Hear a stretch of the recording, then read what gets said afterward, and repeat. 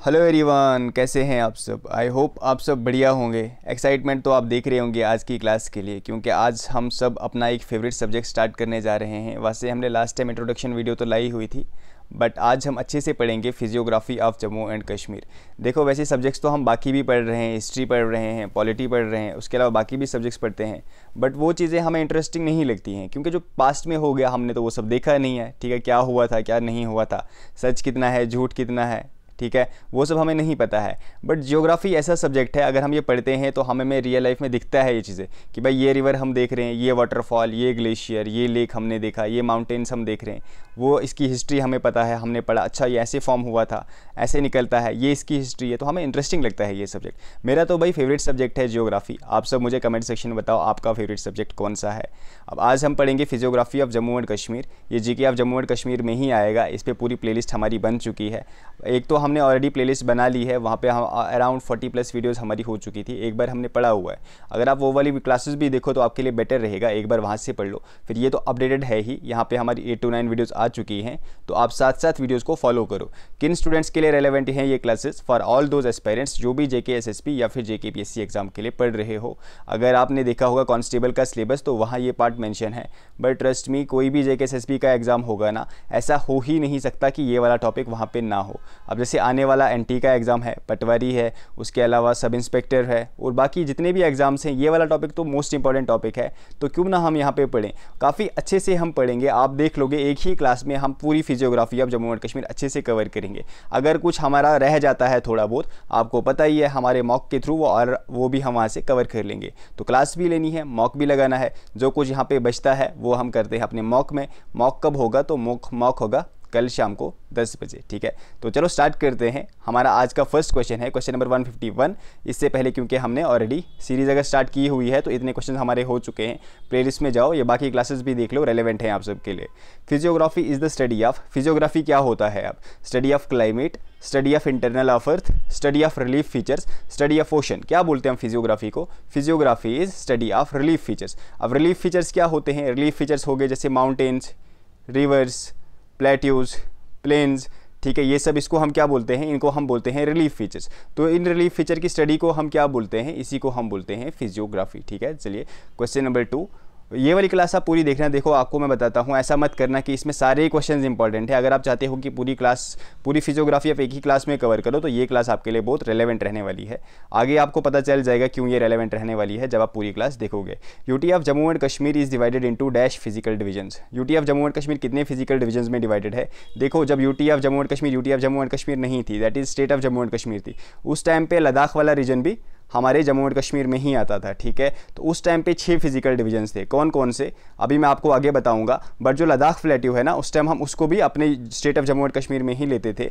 But जब से UT बनी है तो अब कितने फिजिकल डिवीजन्स हैं? अब 5 फिजिकल डिवीजन्स हैं। याद रखना, अब कितने फिजिकल डिवीजन्स हैं? 5 फिजिकल डिवीजन्स हैं। पॉलिटिकल डिवीजन्स कितने हैं? मैंने आपको लास्ट टाइम बताया हुआ था, इंडिया में कितने पॉलिटिकल डिवीजन्स हैं हमने पढ़ा हुआ था। एक बार आप सब बताओ मुझे कमेंट सेक्शन में, देखता हूँ आप क्लासेस कितने इंटरेस्ट से देखते हो, क्या आपको याद रहता भी है या फिर नहीं याद रहता है। पॉलिटिकल डिवीजन्स कितने हैं बताओ? फिजिकल डिवीजन्स 5 हैं। कौन कौन से हैं? तो देखो यहाँ पे मेंशन है, which among the following are the physical divisions of UT of Jammu and Kashmir. कौन कौन से हैं फिजिकल डिवीजन्स?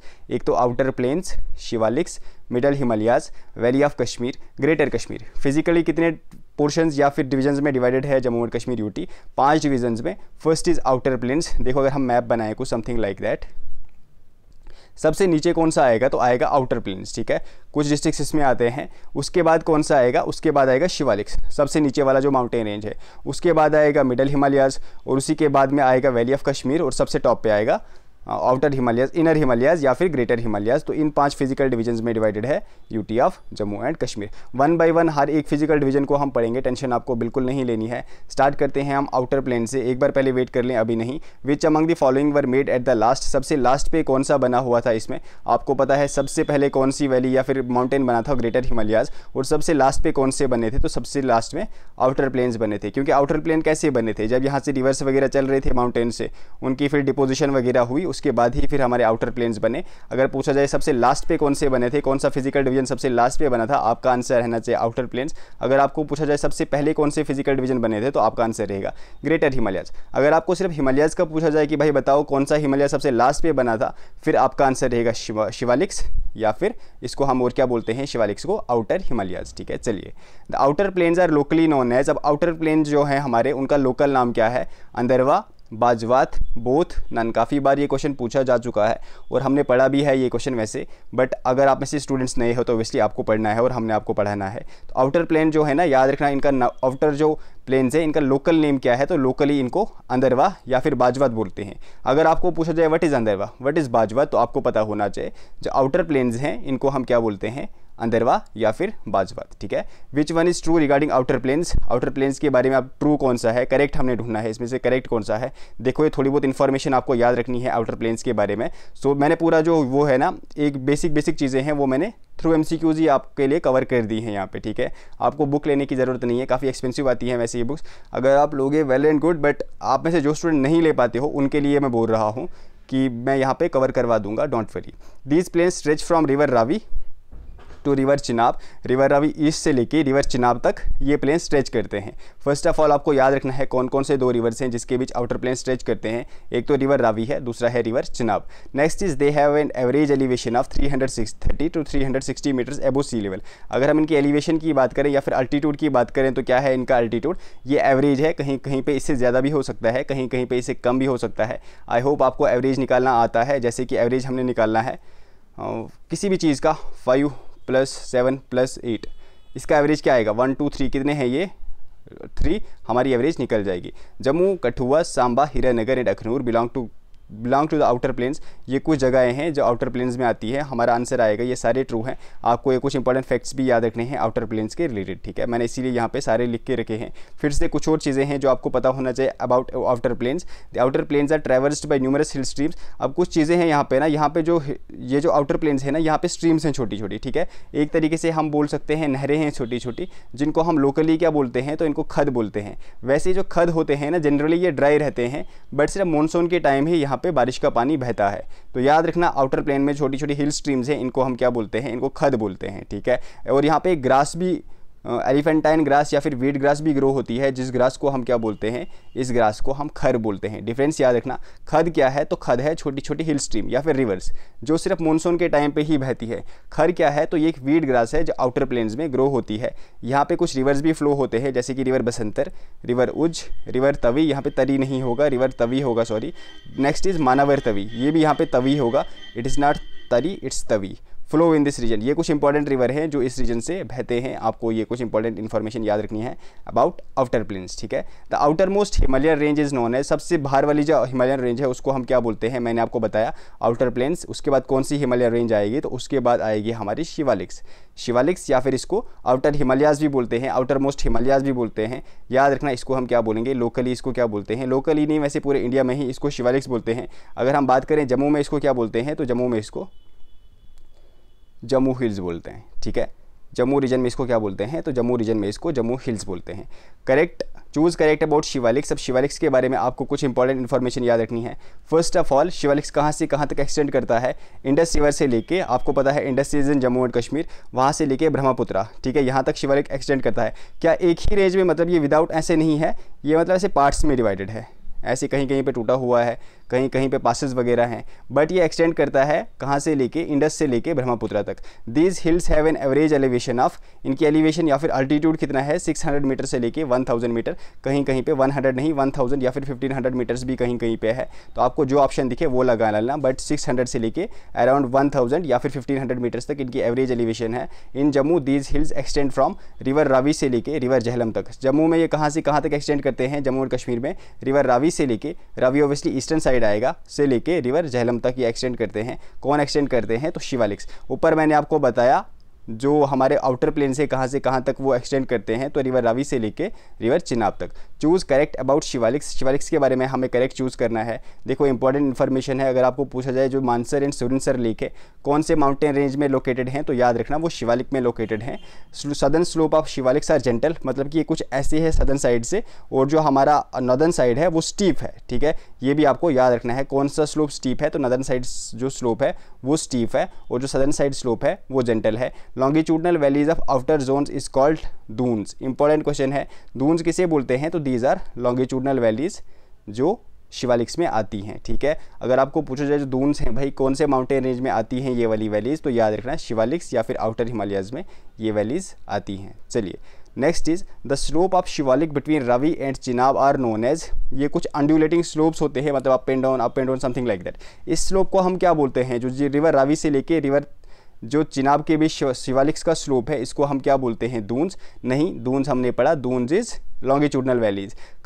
खद नहीं होता है, खद हमने पढ़ा ये रिवर स्ट्रीम होते हैं, जनरली ये मानसून के टाइम बहते हैं। खर क्या होता है ये भी याद रखना, इंपॉर्टेंट है, ये चारों टर्म्स इंपॉर्टेंट है। खर इज एलिफेंटाइन या फिर वीड ग्रास, जो कहाँ पे ग्रो होता है, ये आउटर प्लेन में ग्रो होता है। कांडी, यस ये हमारा आंसर रहेगा। These are the undulating slopes जो रवि और चिनाब के बीच आते हैं in Shivalik mountain ranges. Middle Himalayas are also known as, middle Himalayas को हम क्या बोलते हैं, लेसर हिमालयाज, पहाड़, बोथ या फिर नन। तो देखो वैसे तो इसको लेसर हिमालयाज बोलते हैं, बट अगर आपको पूछा जाए जम्मू रीजन में इसको क्या बोलते हैं, तो जम्मू रीजन में इसको पहाड़ बोलते हैं। अब डिपेंड करेगा क्वेश्चन क्या आया, अगर आपको जनरल क्वेश्चन आएगा तो वहाँ पे लेसर हिमालयाज ही पूछा जाएगा, बट अगर इनकेस उन्होंने आपको पूछा कि बताओ भाई जम्मू रीजन में मिडल हिमालयाज को क्या बोलते हैं, तो आप बताना पहाड़, ठीक है। किन हिमालयाज को जम्मू रीजन में पहाड़ बोलते हैं, आप कंफ्यूज मत होना, शिवालिक्स को नहीं बोलते हैं, मिडल हिमालयाज को बोलते हैं या फिर लेसर हिमालयाज को बोलते हैं।